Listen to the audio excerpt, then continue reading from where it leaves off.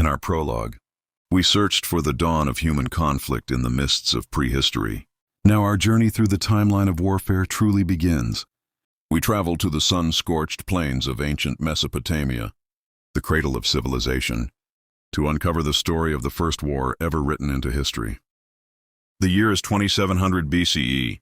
The world is being born anew. On one side, the brilliant but divided city-states of Sumer, pioneers of writing, law, and the city itself. On the other, their ancient and powerful neighbor, the civilization of Elam. This is the story of their clash, a conflict that would set the blueprint for recorded warfare for the next 5,000 years. To understand why they fought, we must first understand their world. The Sumerians were innovators, engineers, and thinkers. On the fertile plains, they built monumental cities of mud brick and mastered the art of irrigation, creating agricultural surplus. But their land was poor in one crucial respect. It lacked stone, timber, and most importantly, metal. The kingdom of Elam, in what is now modern-day Iran, had exactly what Sumer lacked. Their mountains were rich with the resources needed to build a civilization. Elam controlled the vital trade, routes that brought copper and tin, the essential ingredients for the era's most advanced material, bronze, down to the Sumerian plains. For a time, they were trading partners in a delicate balance of trade and tension. But as cities grew and demand for resources soared, that balance was destined to break. When diplomacy failed, the Sumerians unleashed the world's first truly organized army. Based on carvings from the era, we know they marched in a disciplined formation that was revolutionary for its time.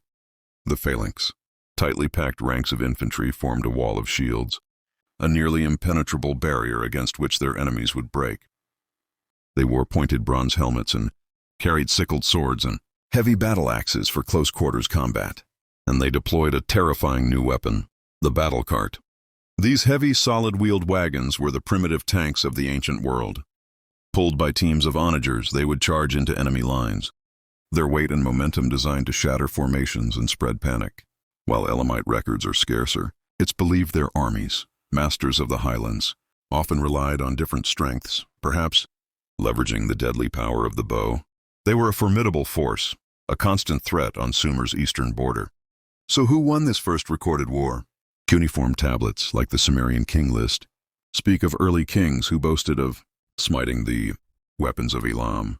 But the specific victor is less important than what this conflict created. The official record of war. Victory was now something to be carved in stone, a tool of state propaganda. Monuments like the Stele of the Vultures, though from a slightly later Sumerian war, give us a chilling glimpse into this mindset. It shows the king leading his disciplined army to victory, while vultures feast on the corpses of his enemies. War was no longer just a brutal struggle for survival. It was now a story told by the victors to legitimize their power.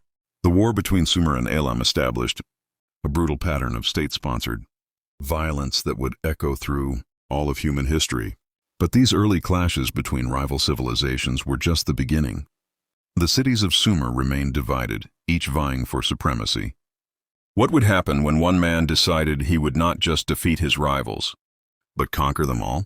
Next time on Chronology of War, we witness the rise of Sargon the Great, the man who would crush the Sumerian city-states and forge the world's very first empire.